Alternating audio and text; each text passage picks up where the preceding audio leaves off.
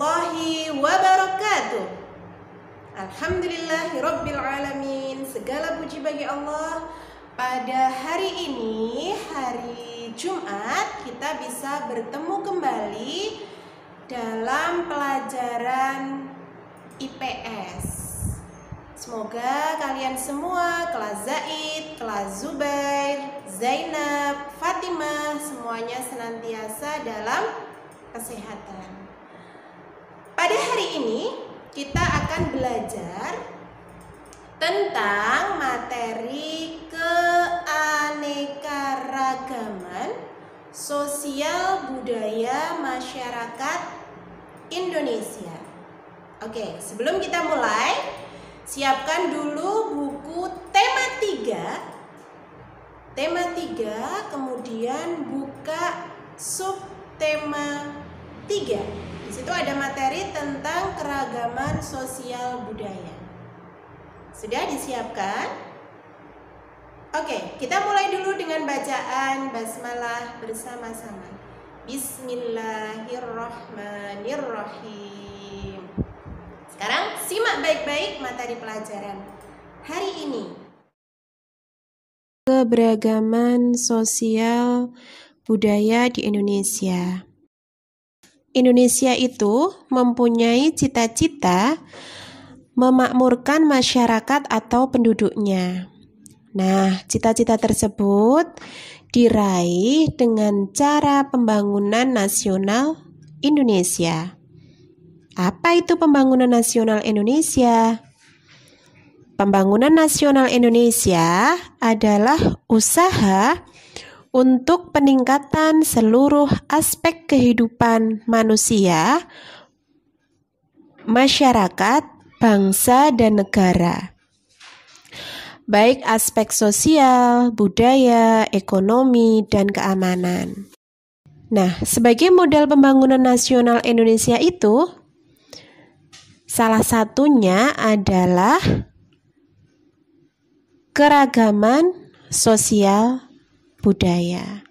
Oke, kita akan pelajari tentang keragaman sosial budaya ini. Kita lihat keragaman di Indonesia bisa dilihat pada bidang sosial dan bidang budaya ya. Contoh keragaman sosial yang ada di sekitar kita, misalnya satu jenis pekerjaan atau mata pencaharian. Di gambar itu bisa dilihat ada banyak sekali pekerjaan ya.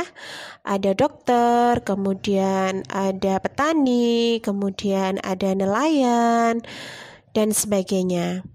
Kita juga bisa lihat di lingkungan sekitar kita, ayah kita, ibu kita, kemudian paman kita, tetangga kita gitu ya.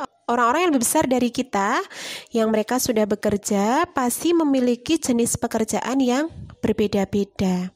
Inilah yang disebut dengan keragaman jenis pekerjaan. Kemudian keragaman yang kedua adalah keragaman suku bangsa. Nah, satu daerah dengan daerah lainnya di Indonesia pasti memiliki suku yang berbeda-beda. Kemudian yang ketiga adalah keragaman agama, dan yang keempat adalah keragaman bahasa. Masing-masing daerah itu memiliki bahasa yang berbeda-beda, memiliki bahasa yang beragam. Tetapi disatukan dengan bahasa persatuan, yaitu bahasa Indonesia. Nah, itu tentang keragaman sosial. Yang kedua adalah tentang keragaman budaya.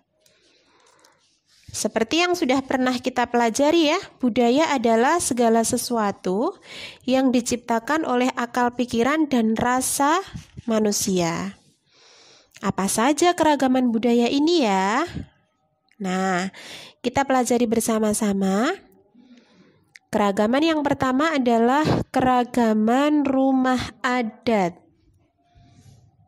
Ya, rumah adat masing-masing daerah di Indonesia itu berbeda-beda. Kalau kita misalnya jalan-jalan ke daerah lain, bisa kita lihat terkadang bentuk rumahnya itu berbeda dengan daerah di tempat kita. Itulah yang disebut dengan keragaman rumah adat. Kemudian yang kedua, keragaman makanan yang disebut dengan makanan khas daerah.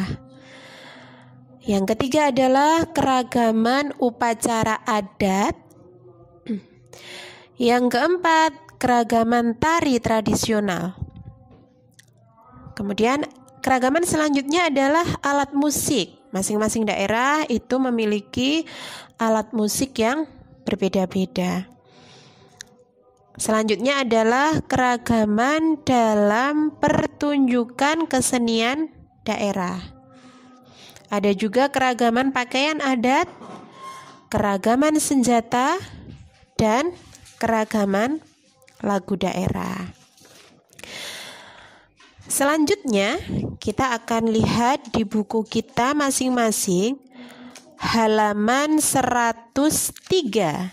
Di atas sendiri itu ada manfaat keragaman sosial budaya. Apa saja manfaatnya?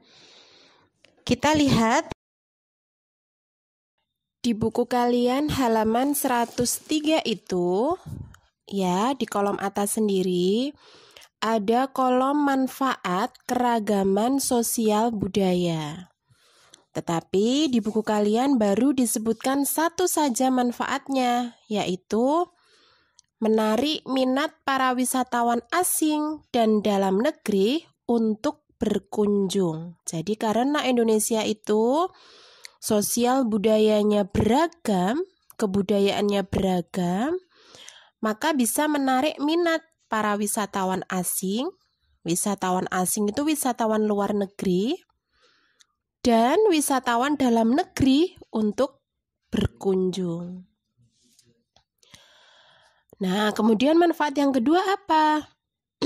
Manfaat yang kedua, mempererat persatuan dan kesatuan bangsa.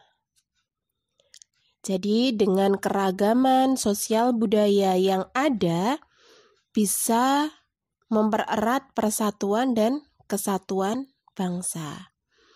Kemudian manfaat yang ketiga adalah memperluas wawasan masyarakat tentang keragaman sosial budaya. Jadi masyarakat semakin tahu, oh, rumah adat di daerah sana itu seperti ini. Kemudian upacaranya begini. Kemudian adat istiadat di daerah sana itu seperti ini. Nah, wawasan atau pengetahuan masyarakat itu semakin luas. Kemudian manfaat yang keempat adalah menjadi kekayaan budaya bangsa. Karena beragam, karena bermacam-macam, maka keragaman sosial budaya itu menjadi kekayaan bangsa. Kemudian yang kelima adalah menjadi daya tarik wisatawan domestik dan mancanegara. Keragaman sosial budaya itu bisa menjadi daya tarik sehingga wisatawan domestik, wisatawan dalam negeri, dan wisatawan mancanegara atau wisatawan luar negeri menjadi tertarik untuk datang ke Indonesia. Oke, selanjutnya kita akan belajar tentang bagaimana cara menghormati keragaman sosial budaya. Karena di Indonesia bermacam-macam sosial budaya, beraneka ragam, makanya kita harus menghormati satu sama lain. Bagaimana caranya? Oke. Yang pertama adalah menghormati kelompok lain yang sedang melaksanakan kebiasaannya atau adat istiadatnya. Jadi kita tidak boleh mengejek ketika ada orang lain yang sedang melaksanakan kebiasaan yang sesuai dengan adat istiadat daerahnya. Kemudian yang kedua adalah tidak menghina hasil budaya suku lainnya. Meskipun berbeda dengan suku kita tidak boleh menghinanya. Yang ketiga adalah belajar seni. Nah, kita juga belajar kesenian daerah kita. Apa saja kekayaan kesenian daerah kita, itu juga perlu kita pelajari.